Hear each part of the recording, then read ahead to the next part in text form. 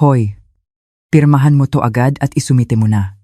Umuwi sa probinsya ang anak kong may sahod na 2.9 million pesos kada taon habang nasa business trip ang asawa niya.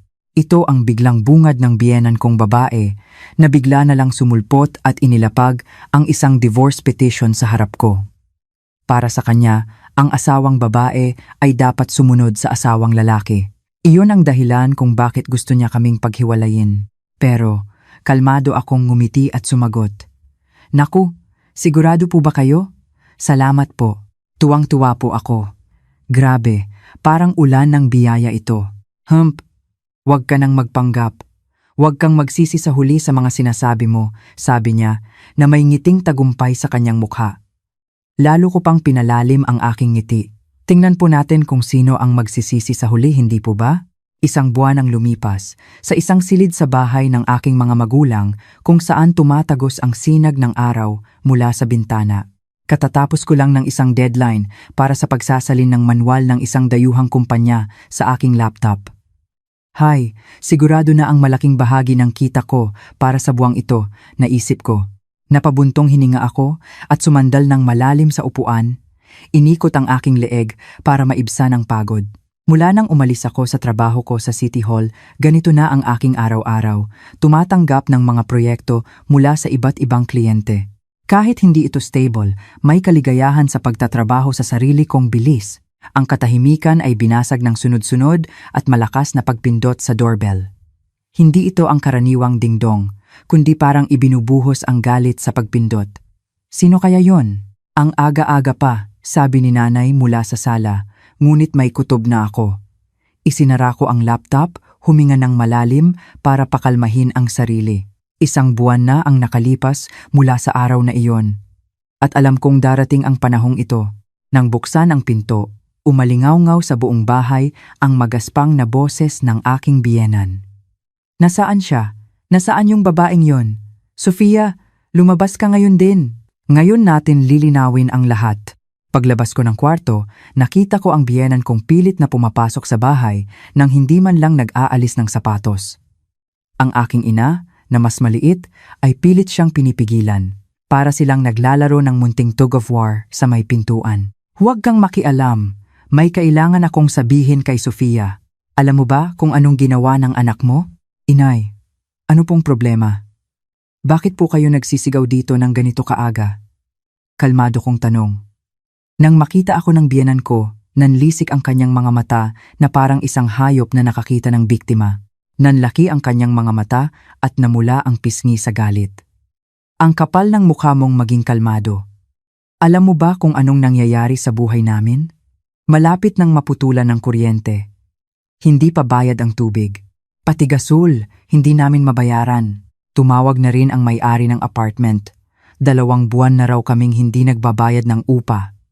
Lahat ng ito ay kasalanan mo, di ba? Anong nangyayari? Ipaliwanag mo.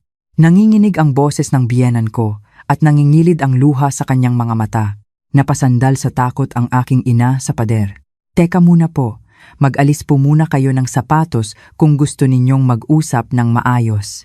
Manahimik ka, sinira ng anak mo ang pamilya namin. Si Miguel, wala nang ganang mabuhay, palaging tulala. Hindi na pumapasok sa trabaho, hindi na rin lumalabas ng bahay. Naging ganyan siya mula nang umalis ka, Sofia. Nanay, okay lang po ba kayo? Ako na pong bahala. Pwede po bang magtimpla muna kayo ng tsaa? Tumango ako ng bahagya sa aking ina at hinimok ang biyenan ko na pumunta sa sala.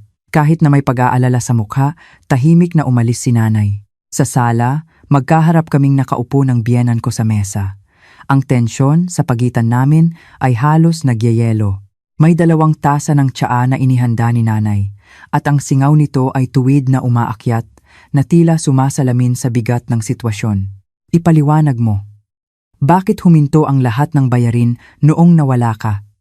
Ang boses niya ay puno ng paninisi, pagkalito, at pagkabalisa.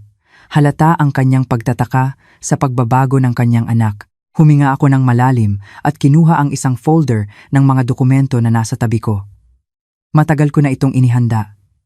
Inay, sasabihin ko po ang totoo. Sa katunayan, ako po ang nagbabayad ng lahat. Ang mga gastusin sa bahay, utilities, pati na ang upa.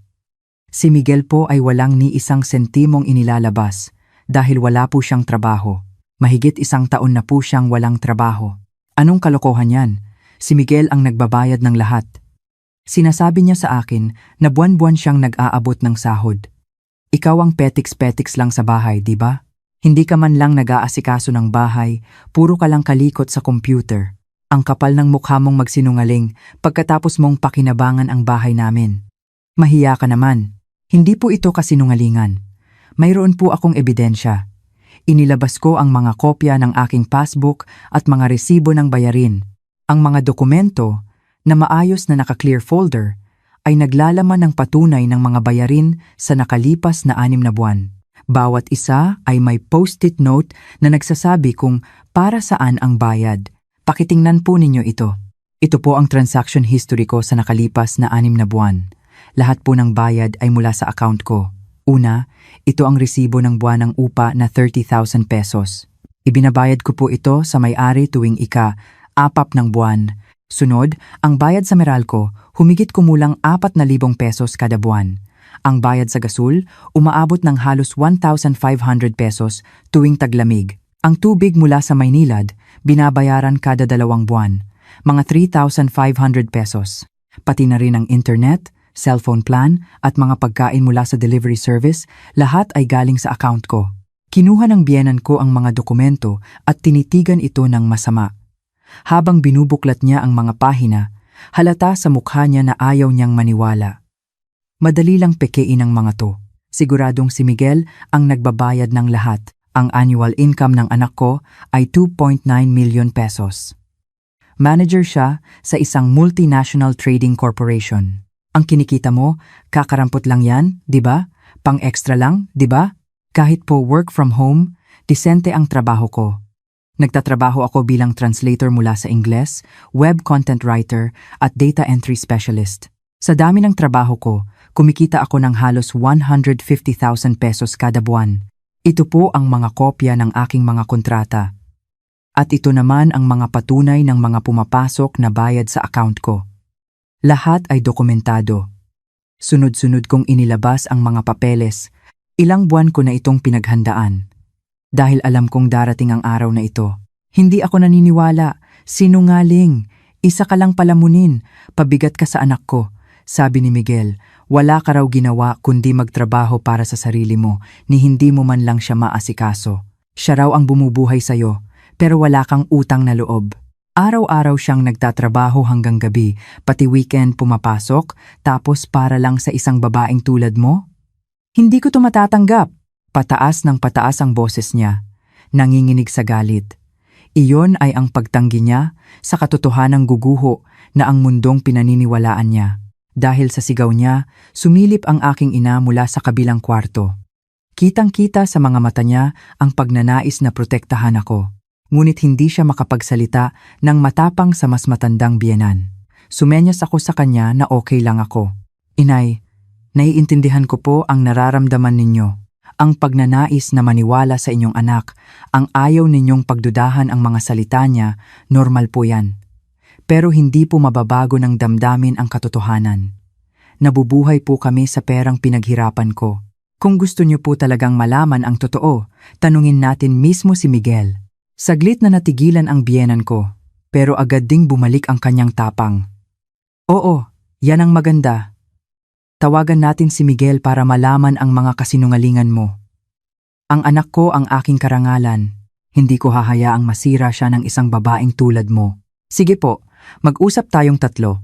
Maghanda po kayo, inay. Sa oras na yon, lahat ng kasinungalingan ay mabubunyag.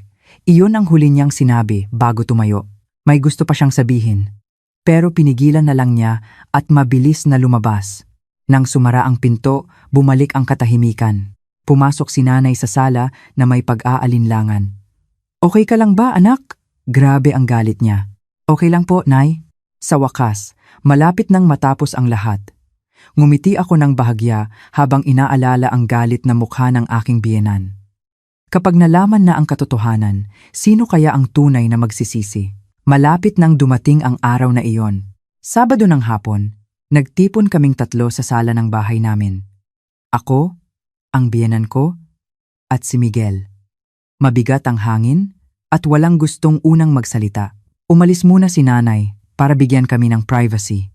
Sa mesa, nakalatag ang mga ebidensyang inihanda ko at isang file na dala ni Miguel.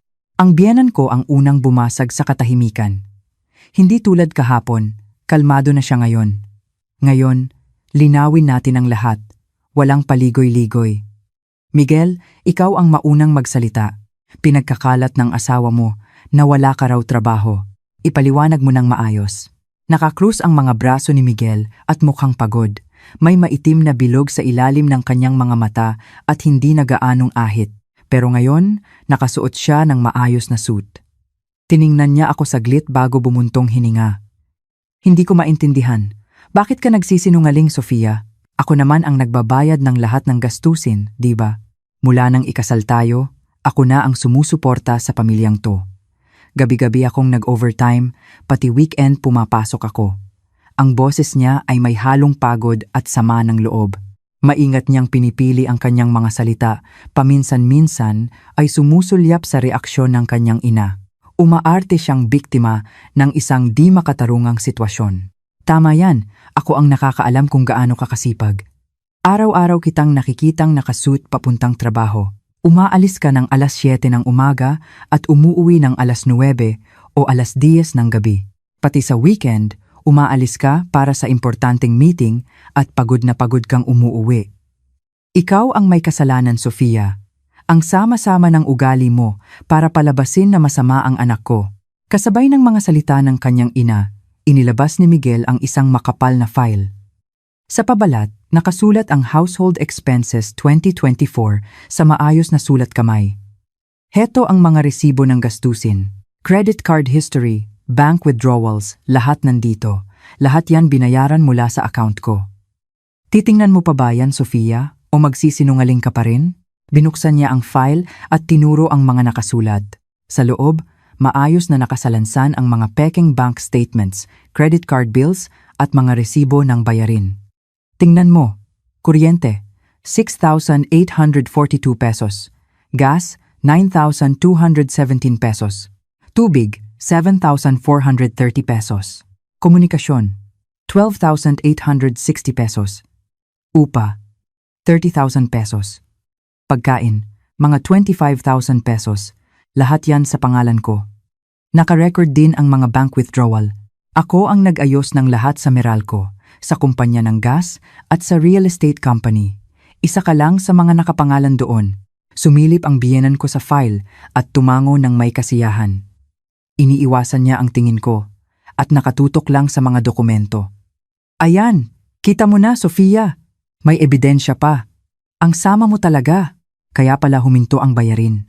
Dahil sa galit mo. Nagalit ka dahil tinawag kitang palamunin kaya gusto mong gumanti. Sofia, hindi naman kita sinisisi. Sinasabi ko lang ang totoo, sabi ni Miguel. Ang buwan ng gastusin, ang malinis na bahay, ang laman ng ref, ang mga gamit sa bahay. Baka akala mo normal lang yan. Pero naisip mo ba kung anong isinakripisyo ko para diyan? Tinatanggihan ko ang mga inuman pagkatapos ng trabaho, binabawasan ko ang pakikisama sa mga kaibigan, lahat para sa pamilya. Kahit sa maliit na apartment na yon, ginawa ko ang lahat para maging komportable ka. Pagpapaayos ng aircon, pag-aayos sa hamog sa bintana, paglalagay ng soundproofing. Ako ang nag-asikaso ng lahat. Puno ng mga detalye ang mga salita ni Miguel. Sinusubukan niyang maging kapani-paniwala sa pamamagitan ng mga konkretong halimbawa. Tumango-tango naman ang kanyang ina, na tila may luha pa sa kanyang mga mata. Nagpatuloy si Miguel. Kaya sana isipin mo kung gaano ka-insulto para sa akin ang salitang walang trabaho. Ang akala ko, pinoprotektahan kita sa labas. Social standing, insurance, financial stability sa hinaharap. Lahat yan, ako ang sumasalo. Tapos sasabihin mong wala akong trabaho? Hindi ba't masyadong masakit yun? Magaling, Miguel. Wala kang kasalanan. Bilang lalaki, ginawa mo lang ang lahat para protektahan ang pamilya mo. Hindi ko mapapalampas ang ginawa niya. Pagkatapos magsalita ni Miguel, naglabas ako ng mga bagong dokumento. Isang folder na may maayos na mga tab para sa iba't ibang section. Kung ganon, tingnan niyo rin ito. Mayroon din akong ilang ebidensya. Ang una kong inilabas ay isang sample catalog mula sa isang printing press na katulad ng business card ni Miguel. Mga detalyeng hindi mapapansin ng karamihan. Ito ang business card na gamit ni Miguel bilang manager, di ba? Pero itong papel, font, at kulay ng logo, kaparehong-kapareho ng nasa sample catalog na ito. Hindi ito opisyal na galing sa kumpanya niya, kundi gawa lang sa isang ordinaryong printing press sa Quezon City. Makikita rin ang order number ng card. Ginawa ito sa isang maliit na imprenta. At ang nag-order ay si Miguel. Ang petsa ng order ay noong Mayo 15 ng nakaraang taon. Sunod, inilabas ko ang isang Certificate of Non-Coverage mula sa SSS, isang opisyal na dokumento na mahirap pekain. At ito naman ang SSS Certificate ni Miguel. Kinuha ko ito sa SSS at nagpapatunay na kasalukuyan siyang hindi empleyado ng kahit anong kumpanya. At ito naman ang kanyang record mula sa Public Employment Service Office, peso ng DOLE. Malinaw na nakasulat ang kanyang ID number. May record na mahigit 1 taon na siyang naghahanap ng trabaho. Nakita kong namutla si Miguel. Nagsimulang manginig ang kanyang mga kamay at umiwas siya ng tingin sa mga dokumento. Tingnan din natin ang bank transaction history. Ang font at layout ng bank history na ipinakita ni Miguel ay iba sa opisyal na format. May mga maling espasyo at iba ang kulay ng logo. Ito ang tunay na bank statement. Ang klase ng font, ang posisyon ng header, lahat ay magkaiba. Ang sa iyo, Miguel, ay peke, gawa lang sa computer. Napanganga ang biyenan ko at paulit-ulit na tiningnan ang mga ebidensya sa kanyang kamay. Nagsimulang manginig ang kanyang mga kamay at namutla siya. Teka, peke lahat to? Hindi totoo to, di ba? Hindi sumagot si Miguel at nakayuko lang. Sunod, binuksan ko ang isang email sa aking smartphone. Ito ang mga email ng billing notice para sa mga utilities. Lahat yan ay ipinadala sa aking email address. Ang pangalan sa kontrata ay sa akin. Pati ang kontrata ng upa sa akin nakapangalan. Si Miguel ay nakalista lang bilang guarantor. At ito naman ang aking proof of income. Kahit work from home, may mga formal akong kontrata sa iba't ibang kumpanya at nagfa-file ako ng income tax. Noong nakaraang taon, ang annual income ko ay 2.2 million pesos. Sapat para buhayin kaming dalawa. Habang isa-isang tinitingnan ng biyenan ko ang mga ebidensya, sa wakas ay nag-angat ng tingin si Miguel. Puno ng gulat ang kanyang mukha. Siguro ay hindi niya inakalang iimbestigahan ko siya ng ganito. Magaling ang pagkagawa ng kasinungalingan ni Miguel. Pero dahil sa trabaho ko bilang translator, naging sensitibo ako sa mga detalye ng dokumento, sa pagkakaiba ng font, at sa mga maliliit na pagkakamali sa layout. Sanay akong maghanap ng pagkakaiba sa kahulugan sa pagitan ng Ingles at Filipino, kaya natural na sa akin na makita ang pagkakaiba ng peke at totoo. Lalo na sa mga legal na dokumento at opisyal na record, hindi yan madaling pekein. Sa mundo kung saan isang letra lang ang mali ay magbabago na ang kahulugan, nakasanayan ko nang hindi palampasin ang mga ganitong bagay.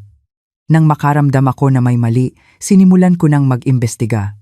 Noong una, kutob lang, pero habang tumatagal, naging kumpirmado. Nakita ko ang mga file para sa paggawa ng mga pekeng dokumento sa history ng computer niya. Narinig ko siyang gumagawa nito ng patago sa gabi. Ang mga biglaang pagsasara ng browser, sa paunti-unting pag-iipon ng mga ebidensya, nabuo ang buong larawan ng kanyang malaking kasinungalingan. Kahit na malinaw na ang ebidensya, parang hindi pa rin maintindihan ng biyenan ko ang sitwasyon, o baka ayaw niyang maintindihan. Hindi ko siya masisisi. Inakala niyang ako ang sinungaling. Pero ang totoo, si Miguel pala. Mahirap tanggapin yun. Pero si Miguel, araw-araw siyang pumapasok. Nakasuit, may dalang bag. Nakikita ko siya. Naisip niyo po ba kung ano ang ginagawa niya pagkatapos niyang umalis? Pwede siyang magpalipas ng oras sa library o sa coffee shop. Ang pagsusuot ng suit at pag-alis ng bahay ay hindi nangangahulugang nagtatrabaho siya. Ang damit ay isang uri ng maskara, isang paraan para bumuo ng isang imahe. Kapag nakasuit ka, mukha kang nagtatrabaho. Kapag may dala kang bag, mukha kang empleyado. Sa ganoong paraan, niloloko niya rin ang kanyang sarili. Sa pagpapanggap na pumapasok araw-araw, pinapanatili niya ang ilusyon na isa pa rin siyang propesyonal. Isang mabigat na katahimikan ang bumalot sa silid, parang naririnig ko ang pagguho ng katotohanang pinaniniwalaan nila. Habang nakatingin sa naguguluhang mukha ng biyenan ko, naglabas pa ako ng isang dokumento. Isang makapal na file na may label na loan agreements. Kahit handa na ako, nag-alinlangan akong ipakita ito. Pero wala nang atrasan. Pakitingnan po ninyo ito. Mga kontrata mula sa 4 na lending company. Ang kabuuang utang niya ay 132,450 pesos. Nakita ko ang mga kontratang ito sa mga sulat na para kay Miguel. Ang mga buwanang collection letter at statement of account ay itinatago niya sa drawer ng kanyang lamesa. Isang araw, habang naglilinis ako, aksidente ko itong nakita. Dahil doon, napansin ko na rin ang mga notification sa kanyang cellphone at ang mga tawag mula sa mga collector kapag wala siya. Sa kanyang call history, maraming hindi kilalang numero at nang suriin ko, lahat ay mula sa mga lending company. May mga sulat din na dumating sa bahay na para sa akin, mga resulta ng loan application na hindi ko naman ginawa. Ito pala ay ang pagtatangka ni Miguel na umutang gamit ang pangalan ko. Dahan-dahang kinuha ng biyenan ko ang file. Nanginginig ang kanyang mga kamay. Hirap siyang buklatin ang mga pahina. Si Miguel naman ay hindi tumitingin. Ano to?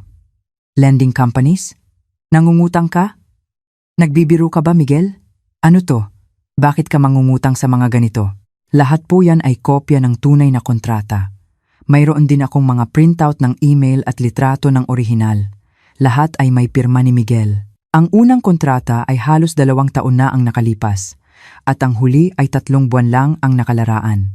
At ang mas malala pa, nakita ko rin ang mga dokumentong ito. Isang draft ng loan application na gamit ang pangalan at personal na impormasyon ko. Nakita ko ito sa isang folder sa laptop na ginagamit ko sa trabaho. Mayroon din akong mga rejection notice na ipinadala sa akin. Sinusubukan niyang umutang mula sa mga lending company gamit ang pangalan ko nang hindi ko alam. Napasinghap ang biyenan ko at lalong namutla. Habang binubuklat ang mga pahina, nagsimulang mamuo ang luha sa kanyang mga mata. Nahihirapan siyang tanggapin ang katotohanan. Miguel, ano to? Hindi to totoo, di ba? Tanong niya. Yumuko lang si Miguel. Ang kanyang katahimikan ay isang pag-amin. Sumigaw ang kanyang ina. Miguel, bakit? Bakit mo kailangan ng ganito kalaking pera? Sumagot ka. Hindi ba't maayos ang trabaho mo? Hindi ba't manager ka na may sahod na 2.9 million pesos? Totoo. Lahat. Wala na ako sa kumpanya. Mahigit 1 taon at kalahati na, nag-avail ako ng voluntary retirement. Hindi na ako makakabalik doon. Sinungaling. Hindi ba't nasa isang malaking trading corporation ka? Magaling ka raw sa sales at malapit nang maging branch manager? Nag-apply lang ako para sa voluntary separation package dahil sa downsizing. Sinabi kong para sa career change. Pero ang totoo, hindi na ako pwedeng manatili sa kumpanya. Kasama ako sa mga na-lay off. Bumagsak ang performance ko at hindi ko na kayang manatili. Pagkatapos noon, nagsimula akong maghanap ng trabaho. Pero dahil sa edad kong late 30s at iisang kumpanya lang ang karanasan ko, laging bagsak sa initial screening. Kahit malaking kumpanya, hindi pala ganoon kataas ang tingin sa amin, lalo na sa hirap ng ekonomiya ngayon. Nag-apply din ako sa mga agency para sa mga short-term contract sa logistics at admin support. Pero hindi ko kinaya sa isip, hindi rin ako nagtagal. Hindi ko matanggap na mas bata sa akin ang mga kasama ko o ang mga boss ko.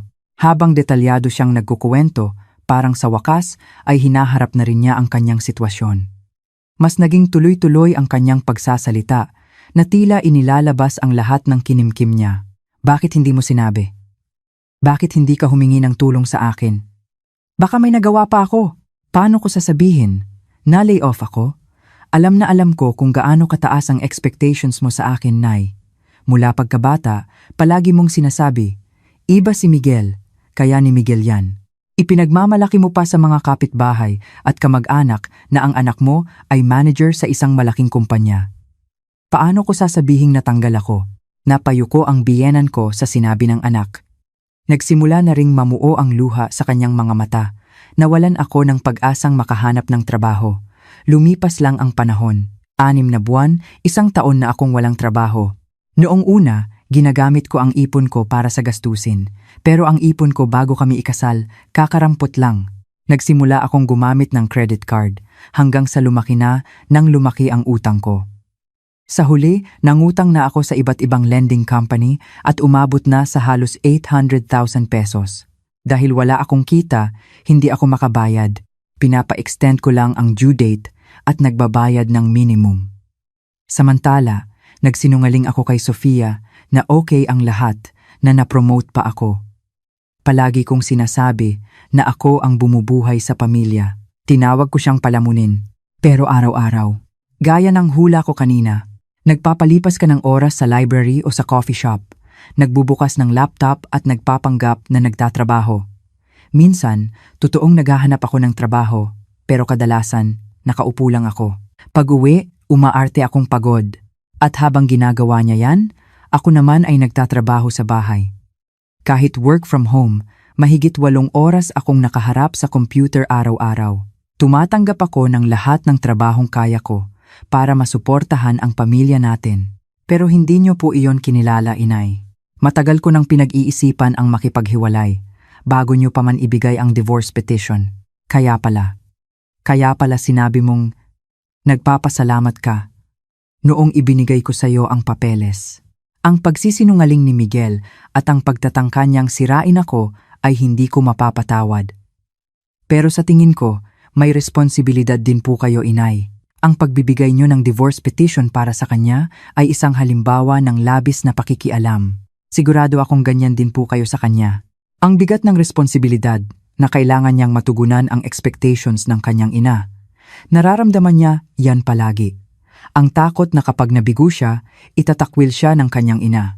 Kapag nalaman ninyong wala siyang trabaho, hindi na ninyo siya kikilalanin bilang anak.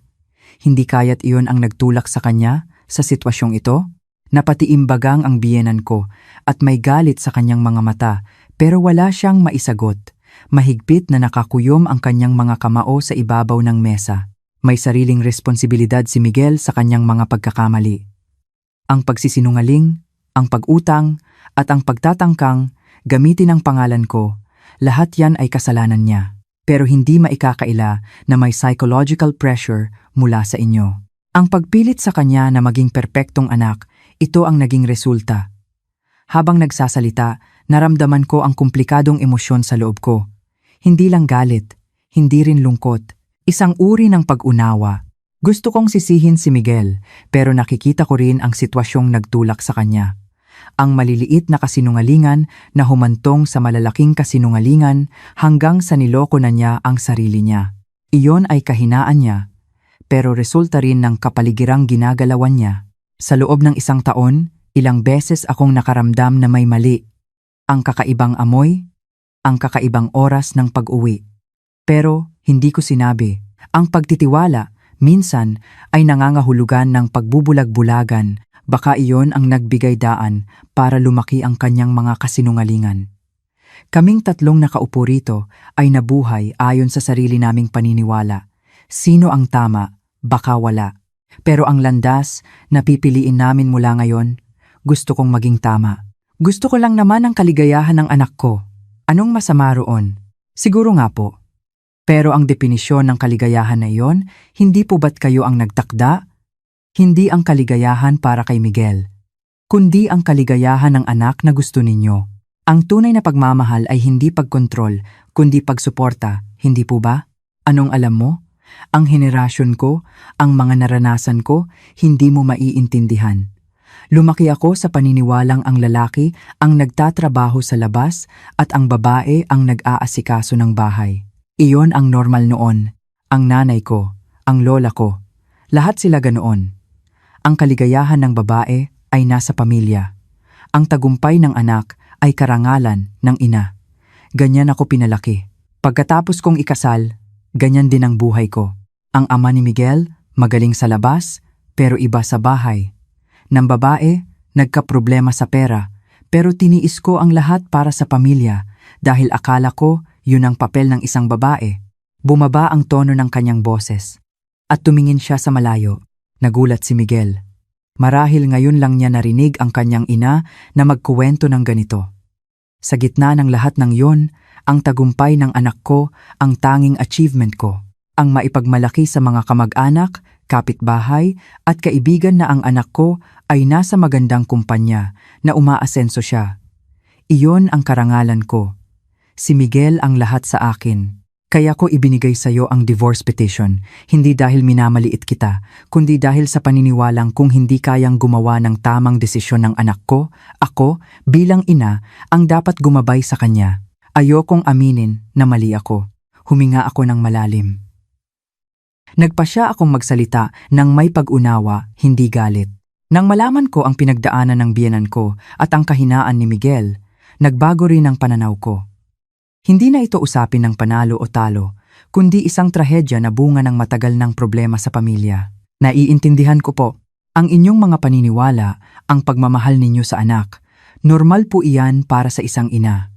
Pero ang pagprotekta sa isang tao ay dapat kasama ng pagtitiwala. Dahil may tiwala ka, kaya mong magbantay. Dahil may tiwala ka, kaya mong bigyan siya ng lakas na tumayo sa sarili niyang mga paa. Dahil may tiwala ka, kaya mong bigyan siya ng pagkakataong bumangon kahit magkamali. Bilang translator, pinag-iisipan ko rin ang kahulugan ng pagprotekta sa isang teksto. Para maprotektahan ang kahulugan ng orihinal, minsan kailangan mong baguhin ang mga salita. Kailangan mong unawain ang kultura at konteksto para maiparating ang tunay na mensahe. Hindi sapat ang basta-basta na lang magpalit ng salita. Ang pagsasabing, gawin mo to, ako ang bahala ay parang pagsuporta, pero sa totoo lang, kinukuha mo ang lakas ng isang tao. Akala niyo po, pinoprotektahan ninyo ang kinabukasan ni Miguel. Pero ang totoo, inaalis niyo sa kanya ang pagkakataong pumili, magkamali at bumangon sa sarili niyang paraan. Tumahimik ang lahat. Hindi ko alam kung naintindihan nila ang sinabi ko, pero nakinig sila. Malaking pagbabago na iyon. Ang pamilya ay hindi tungkol sa pagtitiis na magkasama. Dapat itong nakabatay sa komunikasyon at responsibilidad, kung hindi, isa lang itong kulungan. Ayoko nang maglaro ng pamilya-pamilyahan. Gusto kong pumili ng isang relasyon na nakabatay sa tunay na tiwala. Hindi ko kinokontra ang paniniwala ninyo, inay. Bawat henerasyon ay may sariling paraan ng pamumuhay. Pero ang paniniwala ko ay hindi dapat kontrolin ang isang tao, kundi makasama siya. Wala nang dahilan para manatili pa ako rito. Sa kanilang katahimikan, naramdaman kong naintindihan nila. Naging isang dialogo ito, hindi isang away. Sa sandaling iyon, isang kakaibang kapayapaan ang naramdaman ko. Ang lahat ng sama ng loob, galit, at lungkot ay tila nahugasan. Ang kalinawan ng pagsasabi ng totoo at pagharap dito. Ayoko ng kasinungalingan. Sa isang mundong hindi pwedeng magkamali kahit isang letra, naiintindihan ko ang bigat ng mga kasinungalingan ni Miguel. Ito ay usapin ng paraan ng pamumuhay. Ang isang relasyong binuo sa kasinungalingan ay babagsak din. Naalala ko ang mga araw namin ni Miguel. May mga masasayang sandali, pero siguro isa lang itong kastilyong buhangin. Ang tunay na relasyon ay nagsisimula sa pagtanggap sa kahinaan ng isa't isa. Hindi iyon kaya ni Miguel. At baka hindi ko rin kaya. Nagpapanggap lang kami bilang isang perpektong mag-asawa. May takot ako sa hinaharap. Pero mas malaki ang pag-asa. Ang kalayaang mabuhay gamit ang sarili kong boses at lakas. Isang pagbabalik sa aking sarili. Sa katahimikan ni na Miguel at ng kanyang ina, dahan-dahan akong tumayo. Nasabi ko na ang lahat. Kinuha ko ang aking bag. Mula ngayon, lalakarin ko na ang sarili kong landas. Itutuloy ko ang trabaho ko bilang translator. Mayroon na akong mga regular na kontrata sa ilang kumpanya at plano kong pagbutihin pa ang aking mga kakayahan. Gusto kong maging isang tulay sa pagitan ng Pilipinas at ng ibang bansa. Sana, kayo rin, Miguel at Inay, ay magpatuloy sa inyong mga buhay. Piliin ninyong lumakad kasama ang katotohanan, hindi ang kasinungalingan. Naniniwala akong iyon ang magdadala sa tunay na kaligayahan. Hindi sila umimik. Tumangulang sila.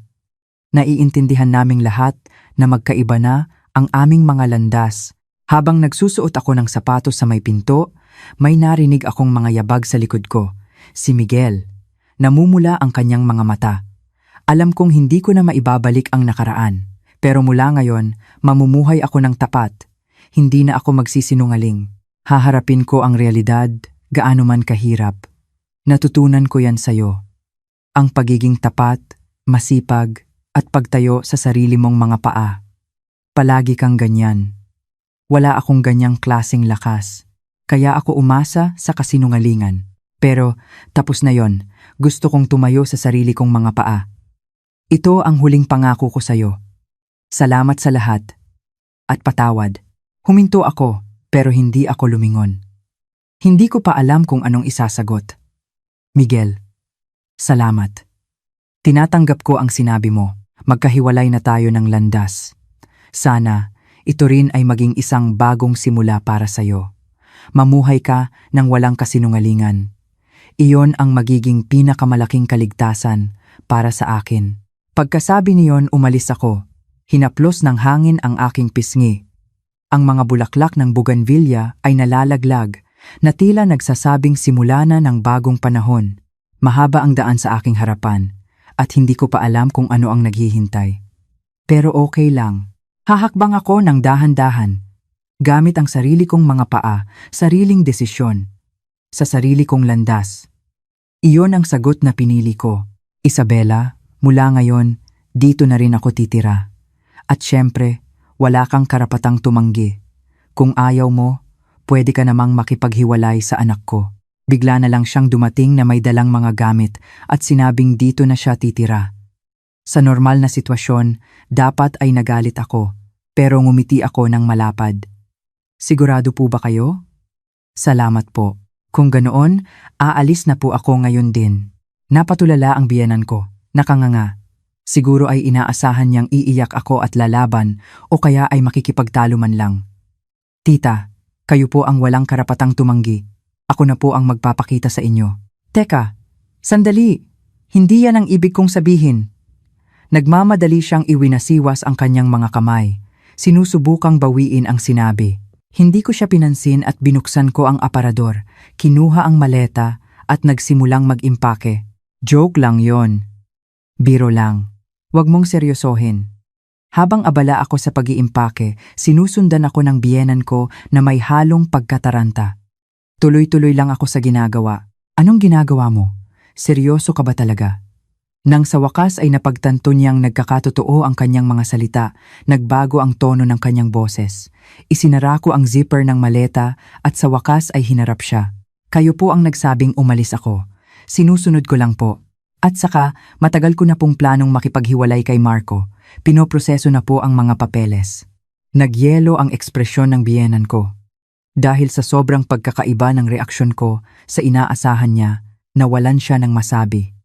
Pinagpapawisan siya at humihingal. Anong sinasabi mo? May ginawa bang masama si Marco? Nambababae po si Marco. Ano? Imposible. Hindi magagawa ng anak ko yan.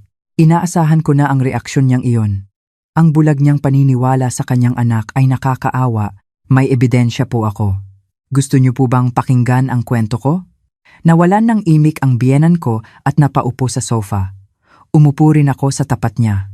Nagsimula ang lahat 2 buwan na ang nakalipas nang ma-assign si Marco sa isang malayong probinsya para sa isang long-term project. Bakit ako pa? Marami namang iba diyan, reklamo niya habang nag-iimpake. Biglaan ang desisyon ng kumpanya. Isa raw itong mahalagang proyekto. Pagod na pagod ang itsura niya. Naalala ko na madalas na siyang umuwi ng late. Si Marco ay nagtatrabaho sa kumpanya ng aking ama at sabi ni Papa, gusto kong bigyan si Marco ng mas malaking responsibilidad para sa kinabukasan ng kumpanya. Siguro ay gusto niyang masanay ito. Magandang oportunidad yan. Galingan mo ha, sabi ko. Oo, maikli niyang sagot. Kinabukasan, inihatid ko siya sa airport. Ingat ka, sabi ko. Tumingin siya sa akin na may pag-aalinlangan. Hindi ko akalain na iyon na pala ang huling umaga namin bilang isang normal na mag-asawa. Isang linggo pagkatapos niyang umalis, napansin kong may kakaiba. Ang dating araw-araw na text ay naging bihira. Hindi na niya sinasagot ang mga tawag ko. Minsan, hindi man lang sinisin. Kung sumagot man, maikli lang. Busy ako. Tawag ako mamaya. Busy nga ako. Hindi ako pwedeng tumawag palagi. Iritableng sabi niya. Halatang naiinis na siya. Siguro ay alam niyang nagsisimula na akong magduda.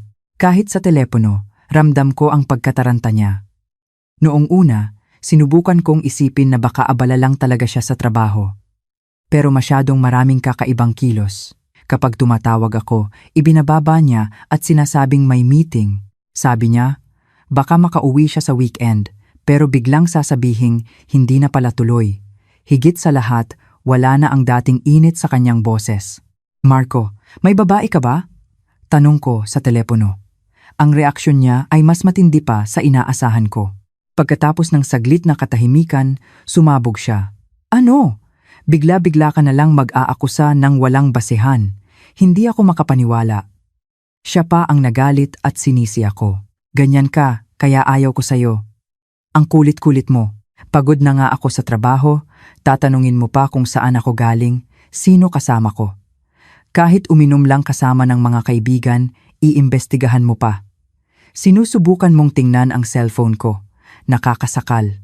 Kailangan din ng lalaki ng kalayaan. At saka, bakit naman ako mambababae?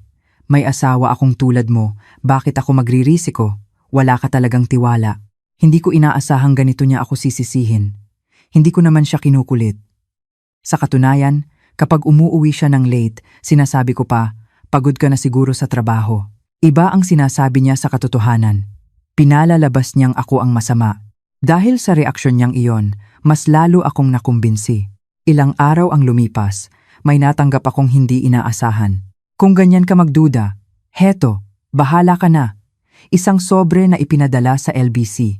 Sa loob, isang pirmadong divorce petition. May kasamang maikling sulat. Masaya ka na? Tahimik kong itinago ang divorce petition sa drawer. Hindi ko pa alam noon na ito ang magiging sandata ko. Kinabukasan, naalala ko na si Mr. Santos, isang pinagkakatiwalaang empleyado sa kumpanya, ay nasa parehong lugar kung nasaan si Marco. Si Mr. Santos ay pinagkakatiwalaan ni Papa at matagal ko na ring katrabaho. Dahil matino at tapat siya, alam kong magiging objektibo siya. Hello, Mr. Santos? Pwede po ba tayong mag-usap sandali? Ano po iyon, Ma'am Isabela? Kasi po, ang lamig ng pakikitungo ni Marco sa akin. Baka po may alam kayo diyan. Kahit nahihiya, sinabi ko ang totoo. Wala na akong ibang malalapitan. Sige po, ma'am. Susubukan ko pong magmasid. Babalitaan ko po kayo agad kung may mapansin ako.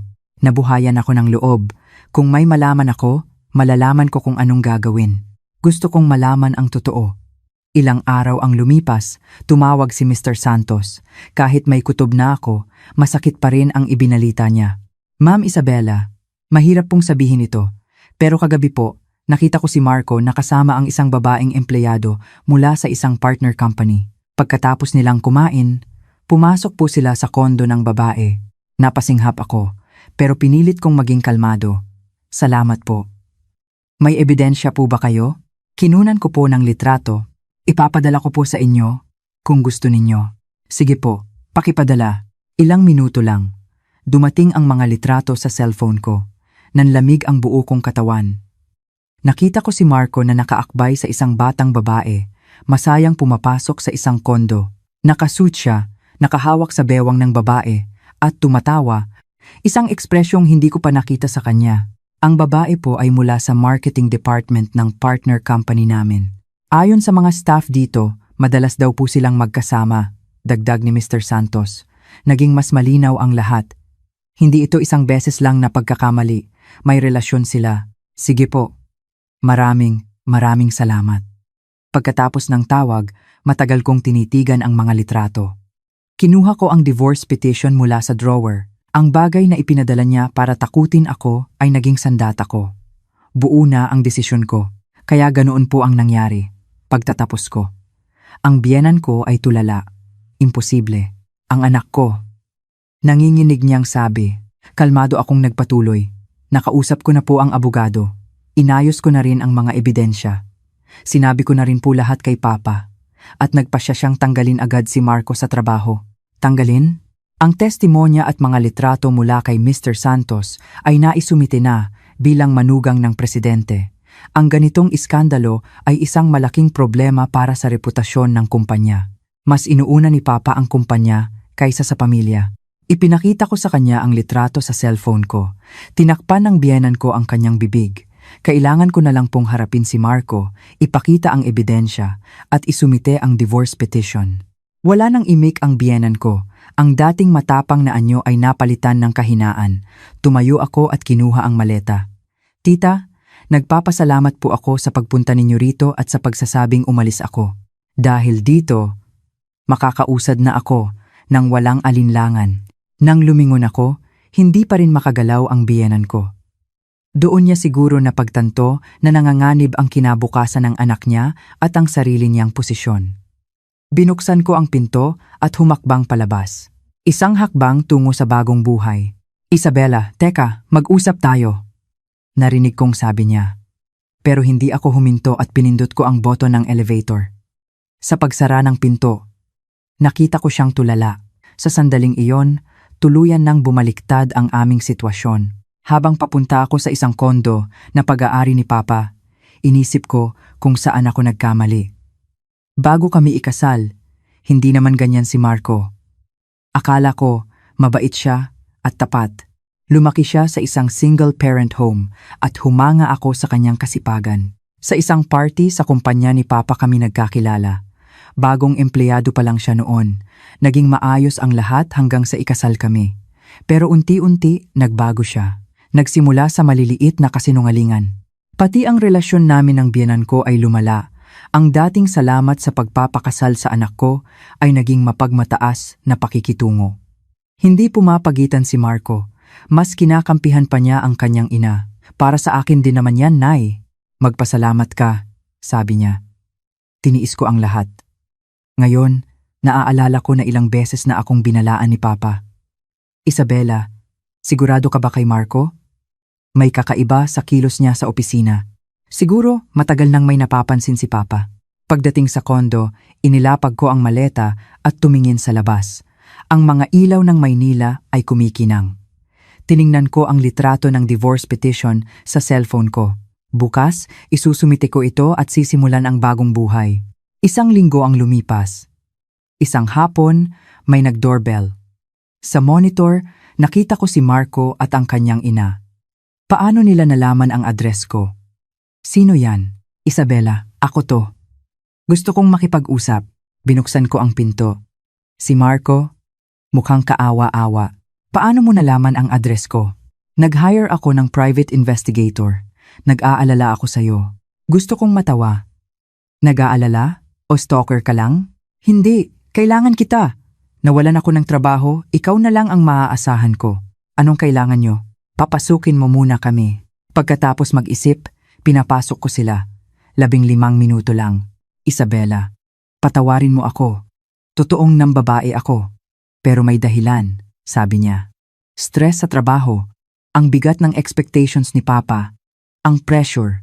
Isang beses lang yon, hindi seryoso. At saka, malungkot ako. Masyado kang naging abala sa trabaho mo. Hindi mo na ako pinapansin. Kung mas inalagaan mo lang ako, hindi sana to nangyari. Ang tipikal na paninisi. Kung nandito ka lang para magdahilan, umalis ka na. Isabela, pwede pa ba nating ayusin? Nangangako ako, hindi na mauulit. Ayusin? Ikaw ang nagbigay ng divorce petition. Tinanggap ko lang, sabi mo, bahala ako. Biro lang yun. Akala ko patatawarin mo ako. Biro? Lagi mong binabago ang sinasabi mo para pabor sa'yo. Ayoko nang makisama sa paulit-ulit mong laro. At saka, legal na tayong hiwalay. Isinumite ko na ang divorce petition na pinirmahan mo. Ano? Sa tabi niya, biglang tumayo ang kanyang ina. Galit na galit. Anong sinasabi mo? Nagsosorry na nga ang anak ko. Kasalanan mo to. At saka, lahat naman ng lalaki. Ganyan. Ang babaw mo para makipaghiwalay dahil lang diyan. Ikaw ang asawang walang kwenta. Tita, tumahimik po kayo. Bahay ko to. Hindi ninyo pwedeng diktahan ang buhay ko. Ang lakas ng loob mo. Ikaw ang dahilan kung bakit natanggal ang anak ko. Isusumpa kita. Sumigaw siya at ibinato ang isang vase sa sahig. Hindi kita mapapatawad. Mulat sa pool, ayaw ko na sayo. Dahil anak ka ng presidente. Minamaliit mo ako. Pagkatapos ng mga 30 minuto, may dumating na mga pulis. May nag-report daw. Ipinaliwanag ko ang sitwasyon. Dinala sila sa istasyon para sa interogasyon at binalaan na huwag nang lalapit sa akin. Sa pagtatapos ng linggong iyon, tumawag si Papa. Isabela, may report mula sa accounting department. Tungkol kay Marco at sa nanay niya. May nadeklara silang mga peking gastos, mga pineking resibo, at mga peking business trip. Malaking halaga ang ninakaw nila sa kumpanya. Matagal na pala nilang ginagawa. Isa pang revelasyon. Hindi lang babaero, magnanakaw pa. Agad akong nag-report sa pulis. Aarestuhin sila para sa embezzlement. Patawarin mo ako, anak. Nagkamali ako ng pagkilala sa kanya. Hindi niyo po kasalanan pa. Tayong lahat ang niloko niya. Hindi. Responsibilidad ko pa rin. Pero ikaw, anak, naging matatag ka. Proud ako sa'yo. Ang mga sumunod na araw ay parang katahimikan pagkatapos ng bagyo. Nabalitaan kong nahatulan si Marco ng may probation. Pero nawalan siya ng lahat at baon sa utang. Ang kanyang ina naman ay na-stroke dahil sa stress at naging bedridden. Naging problema sila sa kanilang komunidad. 6 na buwan ang lumipas. Isang hapon, nagkasalubong kami. Si Marco, gusgusin, at ang kanyang ina, nakatungkod. Isabela, tulungan mo kami. Hindi na namin kaya, umiiyak na sabi ni Marco. Marco, hindi na tayo magkakilala, sagot ko. Patawarin mo kami, sabi ng kanyang ina. Naiinggit ako sa'yo. Sa pamilya mo, sa buhay mo. Inagaw mo sa akin ang anak ko. Mali ako. Patawad. Tapos na po ang lahat. Mula ngayon, mabubuhay ako para sa sarili ko. Hindi na ako galit, pero magkaiba na ang landas natin. Umalis ako at hindi na lumingon. 3 buwan pa ang lumipas, tinawag ako ni Papa. Isabela, gusto kong ikaw na ang pumalit sa akin sa kumpanya. Mayroon kang talino, katatagan, at higit sa lahat, katapatan. Si Mr. Santos mismo ang nagrekomenda sa'yo. 1 taon pagkatapos noon, ako na ang nakaupo sa silya ng presidente. Isang araw, mula sa bintana, nakita ko ang mga construction worker sa kabilang gusali. Isa sa kanila si Marco. Payat, maitim, pero mukhang panatag. Tahimik siyang nagtatrabaho. Wala akong naramdaman. Galit, lungkot, o awa. Wala. Ma'am President, heto na po ang mga dokumento para sa bagong proyekto, sabi ni Mr. Santos na ngayon ay Executive Vice President na. Salamat Mr. Santos. Tingnan natin. Inalis ko ang tingin ko kay Marco at hinarap ang aking trabaho. Ang nakaraan ay nakaraan na. Ang buhay ko ay matagal nang umuusad.